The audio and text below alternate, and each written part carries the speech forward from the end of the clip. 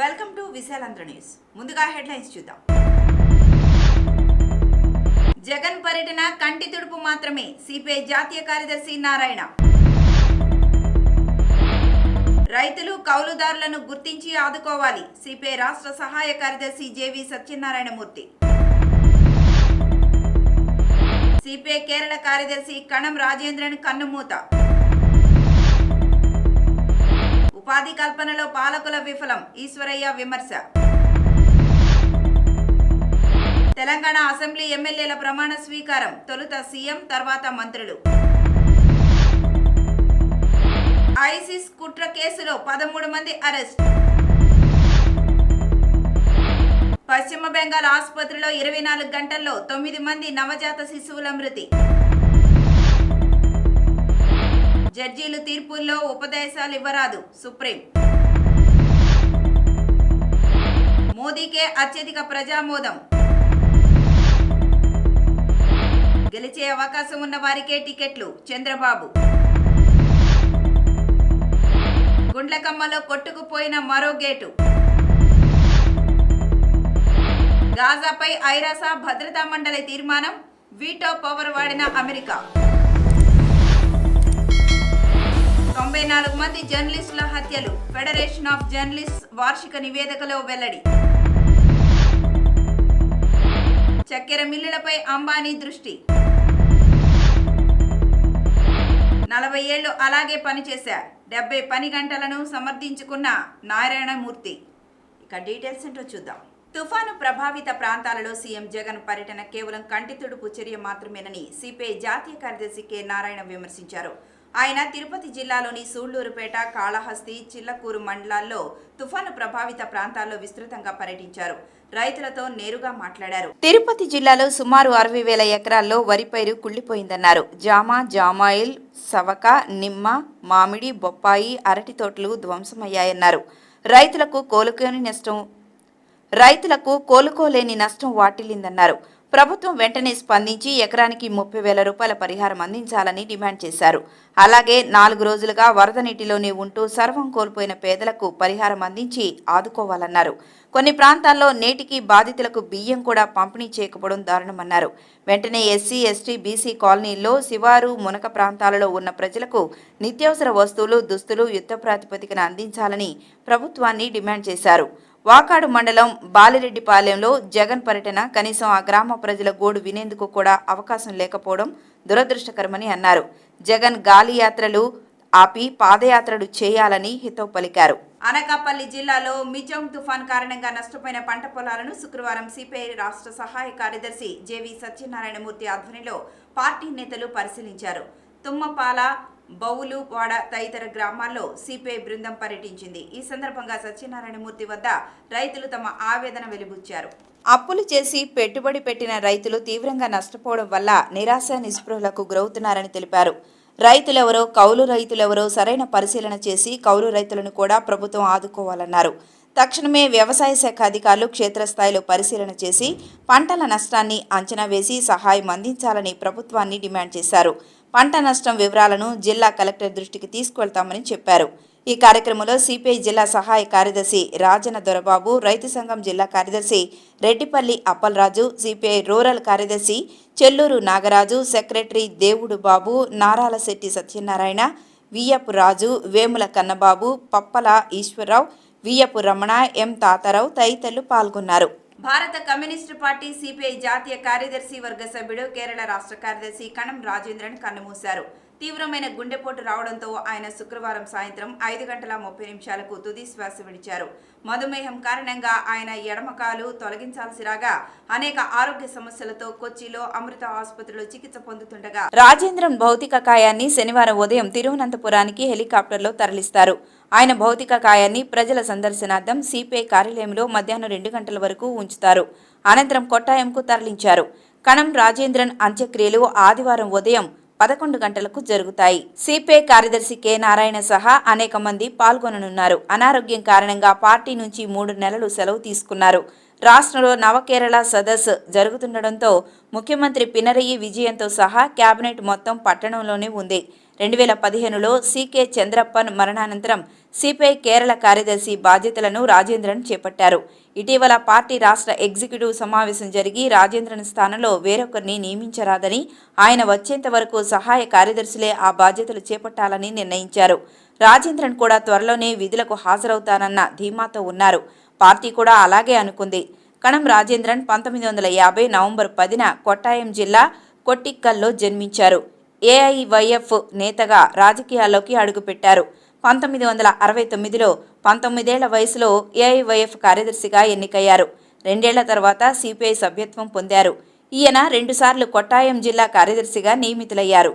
1982, 1987లో వజూర్ నుంచి అసెంబ్లీకి ఎన్నికయ్యారు. కేరళ ట్రేడ్ యూనియన్ కౌన్సిల్కు రాష్ట్ర కార్యదర్శిగా, ఏఐటియుసి రాష్ట్ర ప్రధాన కార్యదర్శిగా, కేఈడబ్ల్యూఎఫ్ అధ్యక్షునిగా, ఏఐటియుసి జాతీయ ఉపాధ్యక్షునిగా పనిచేశారు. కణం రాజేంద్రన్ అకాల మరణం తీరని లోటని భారత కమ్యూనిస్టు పార్టీ సిపిఐ పేర్కొంది.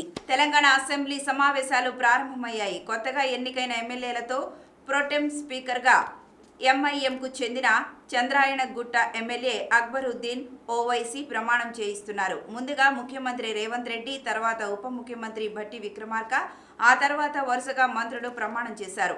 ఆ తర్వాత ఎమ్మెల్యేలు ప్రమాణ స్వీకారం చేస్తున్నారు. మాజీ సీఎం కేసీఆర్కు సర్జరీ దృష్ట్యా ప్రమాణ స్వీకారానికి కేటీఆర్ రాలేదు. ప్రమాణ స్వీకారానికి తనకు మరో రోజు సమయం ఇవ్వాలని శాసనసభ సెక్రటరీని ఆయన కోరారు. 26 జిల్లాల్లో ఒక్క పరిశ్రమ కూడా ఏర్పాటు కాకపోవడం, ప్రభుత్వ శాఖల్లో లక్షలాది ఉద్యోగాలు ఖాళీగా ఉన్నా భర్తీ చేసేందుకు నోటిఫికేషన్ ఇవ్వకపోవడం వల్ల నిరుద్యోగ యువత ఉపాధి ఉద్యోగాల కోసం ఇతర రాష్ట్రాలకు వలస వెళ్తున్నారని తెలిపారు. ఉద్యోగాలు భర్తీ చేయకపోతే నిరుద్యోగులకు నెలకు 10,000 భృతి ఇవ్వాలని డిమాండ్ చేశారు. ఖాళీగా ఉన్న ఉపాధ్యాయ, ఎస్ఐ, కానిస్టేబుల్ పోస్టులు భర్తీ చేసేందుకు నోటిఫికేషన్ ఇవ్వాలని కోరారు.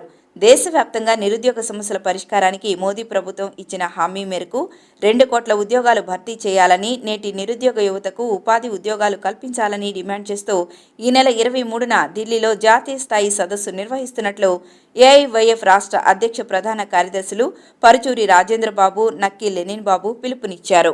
ఐసిస్ కుట్ర కేసుకు సంబంధించి మహారాష్ట్ర, కర్ణాటకలోని 44 ప్రాంతాల్లో ఏకకాలంలో జాతీయ దర్యాప్తు సంస్థ దాడులు ప్రారంభించింది. శనివారం తెల్లవారుజాము నుంచి నిర్వహిస్తున్న ఈ దాడుల్లో 13 మంది నిందితులను అరెస్టు చేసింది. శాసనసభ సమావేశాలకు బీజేపీ ఎమ్మెల్యేలు గైర్హాజరయ్యారు. సీనియర్ ఎమ్మెల్యేలను కాదని ప్రొటెం స్పీకర్గా అక్బరుద్దీన్ను చేశారని ఆ పార్టీ రాష్ట్ర అధ్యక్షుడు కేంద్ర మంత్రి కిషన్ రెడ్డి ఆరోపించారు. ప్రొటెం స్పీకర్ సమక్షంలో బీజేపీ ఎమ్మెల్యేలు ఇవాళ ప్రమాణం చేయరని తేల్చి చెప్పారు. రెగ్యులర్ స్పీకర్ ఎన్నిక తరువాతే తమ పార్టీ ఎమ్మెల్యేలు ప్రమాణం చేస్తారన్నారు. కాగా రాష్ట్ర మంత్రులకు ముఖ్యమంత్రి రేవంత్ రెడ్డి మంత్రిత్వ శాఖలను కేటాయించారు. ఇందుకోసం శుక్రవారం ఢిల్లీ వెళ్లిన సీఎం, ఏఐసీసీ అధ్యక్షుడు మల్లికార్జున ఖర్గే, అగ్రనేత రాహుల్ గాంధీ, పార్టీ ప్రధాన కార్యదర్శి కేసీ వేణుగోపాల్తో సుదీర్ఘ చర్చలు జరిపారు. అనంతరం మంత్రుల శాఖలపై శనివారం ప్రకటన చేశారు. హోం, పురపాలక, విద్య, ఎస్సీ, ఎస్టీ సంక్షేమంతో పాటు మంత్రులకు కేటాయించని ఇతర శాఖలను సీఎం తన వద్దే అట్టిపెట్టుకున్నారు. తాము వెలువరించే తీర్పుల్లో జడ్జీలు వ్యక్తిగత అభిప్రాయాలను వెల్లడించడం కానీ, ఉపదేశాలు ఇవ్వడం కానీ చేయరాదని సర్వోన్నత న్యాయస్థానం తెలిపింది. లైంగిక కోర్కెలను నియంత్రించుకోవాలంటూ, కిశోరప్రాయ బాలికలకు, మహిళలను గౌరవించడం నేర్చుకోవాలంటూ కిశోరప్రాయ బాలురకు ఓ తీర్పులో కలకత్తా హైకోర్టు సూచించడాన్ని తీవ్రంగా తప్పుబట్టింది. ఇవి అనవసరమైన, తీవ్ర అభ్యంతరకరమైన వ్యాఖ్యలంటూ జస్టిస్ అభయ్ ఎస్ ఓక్, జస్టిస్ పంకజ్ మిత్తల్ సభ్యులుగా ఉన్న సుప్రీంకోర్టు ధర్మాసనం మండిపడింది. రాజ్యాంగ అధికరణం 21 ప్రకారం ఇటువంటి వ్యాఖ్యలు కిశోరప్రాయుల హక్కుల ఉల్లంఘన పరిధిలోకి వస్తాయని తెలిపింది. తదుపరి విచారణను జనవరి 4వ తేదీకి వాయిదా వేసింది. వివాహం చేసుకోవాలని ఒత్తిడి చేసేందుకు ఒక మహిళను కిడ్నాప్ చేసిన కేసులో నిందితునికి పోక్సో చట్టంలోని 6 సెక్షన్ ప్రకారం శిక్ష విధించడాన్ని సవాల్ చేస్తూ దాఖలైన కేసులో కలకత్తా హైకోర్టులోని జస్టిస్ చిత్తరంజన్ దాస్, జస్టిస్ పార్థసారథి సేన్ ధర్మాసనం ఈ అభ్యంతరకర వ్యాఖ్యలు చేసింది. వీటిని భారత ప్రధాన న్యాయమూర్తి సుమోటోగా విచారణకు చేపట్టారు. ప్రపంచంలోకెల్లా అత్యధిక ప్రజామోదం గల నేతగా ప్రధానమంత్రి నరేంద్ర మోదీ మరోసారి నిలిచారు. దేశంలో ఆయన నాయకత్వాన్ని 76% ప్రజలు హర్షిస్తుండగా 18% మంది మాత్రమే వ్యతిరేకిస్తున్నారు. మార్నింగ్ కన్సల్ట్ సంస్థ నిర్వహించిన తాజా సర్వేలో ఈ విషయం వెల్లడైంది. మోదీ తర్వాతి స్థానంలో మెక్సికో అధ్యక్షుడు ఆండ్రెస్ మాన్యుయల్ లోపెజ్ ఒబ్రేడర్ ఉన్నారు. ఆయన నాయకత్వాన్ని మెక్సికోలో 66% మంది ఆమోదిస్తుండగా 29% మంది వ్యతిరేకిస్తున్నారు. మార్నింగ్ కన్సల్ట్ సంస్థ దాదాపుగా ప్రతి వారం ఈ తరహా సర్వే నిర్వహిస్తుంటుంది. జనామోదం విషయంలో ప్రధాని అగ్రస్థానంలో ఉండడంపై పలువురు భాజపా నేతలు హర్షం వ్యక్తం చేశారు. ఇచ్చిన తాజా సర్వేలో ఈ విషయం వెల్లడైంది. రాష్ట్ర ప్రజలకు టీడీపీ అవసరం ఎంత ఉందని ఆ పార్టీ అధినేత చంద్రబాబు నాయుడు అన్నారు. ఉమ్మడి ప్రకాశం జిల్లా నేతలతో ఆయన భేటీ అయ్యారు. ఈ సందర్భంగా ఆయన మాట్లాడారు. గెలిచే అవకాశం ఉన్న వారికే టికెట్లు ఇస్తాను. అంతర్గతంగా చేయించే సర్వేల్లో నాయకుల పనితీరు బాగా లేకపోతే ఉపేక్షించేది లేదు. ప్రత్యామ్నాయం చూపించి పక్కన పెడతా తప్ప పార్టీ ప్రయోజనాలను పణంగా పెట్టను. ఎన్నికలు ఎప్పుడొచ్చినా ఎదుర్కొనేందుకు సిద్ధంగా ఉన్నాం. ఓట్ల అవకతవకల విషయాన్ని ఇన్ఛార్జీలు బాధ్యతగా తీసుకోవాలని ఆయన హెచ్చరించారు. అనంతరం గుండ్లకమ్మ ప్రాజెక్టు రెండో గేటు కొట్టుకుపోయిన అంశాన్ని టీడీపీ నేతలు చంద్రబాబు దృష్టికి తీసుకువెళ్లారు.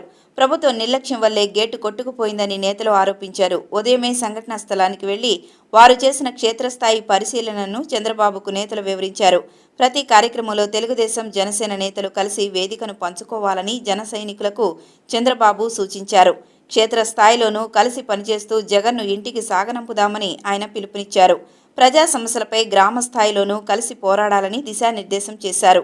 ఉమ్మడి గుంటూరు జిల్లా జనసేన నేతలు చంద్రబాబుతో భేటీ అయ్యారు. తెలుగుదేశం, జనసేన నిర్వహించే కార్యక్రమాల్లో నేతలు సమన్వయం చేసుకుంటూ ముందుకు వెళ్లాలని చంద్రబాబు వారితో అన్నారు. ఇజ్రాయెల్, హమాస్ మధ్య భీకర పోరు సాగుతోంది. ఈ దాడులతో గాజాలోని సామాన్య ప్రజల బతుకు చింద్రమవుతోంది. ఈ క్రమంలో గాజాలో తక్షణమే కాల్పులు విరమణ జరగాలని ఐరాస భద్రతా మండలి డిమాండ్ను అమెరికా వ్యతిరేకించింది. అందుకోసం తన వీటో పవర్కు ఉపయోగించింది. గాజాలో తక్షణమే కాల్పుల విరమణ కోసం భద్రతా మండలిలో యునైటెడ్ అరబ్ ఎమిరేట్స్ ప్రతిపాదించిన ముసాయిదాకు 13 మంది అనుకూలంగా ఓటేశారు. బ్రిటన్ ఓటింగ్కు దూరం జరిగింది. గాజాలో మానవతా సంక్షోభ నివారణ నిమిత్తం ఇటీవల ఐరాస చీఫ్ ఆంటోనియో గుటెరస్ అసాధారణ అధికారాన్ని ఉపయోగించారు. యుఎన్ చార్టర్లోని ఆర్టికల్ 99ను ప్రయోగించారు. ఈ ప్రత్యేక అధికారంతో అంతర్జాతీయంగా ఆందోళనలను కలిగించే పరిస్థితుల్లో భద్రతా మండలిని సమావేశపరచవచ్చు. దీనిలో భాగంగా సమావేశమైన మండలిలో ఓటింగ్ జరిగింది. అయితే మండలిలో శాశ్వత సభ్యదేశమైన అమెరికా తన వీటో అధికారంతో తీర్మానాన్ని అడ్డుకుంది. మండలిలో మొత్తం 15 సభ్యదేశాలు ఉన్నాయి. అమెరికా, ఇజ్రాయెల్ దేశాలు కాల్పుల విరమణను తీవ్రంగా వ్యతిరేకిస్తున్నాయి.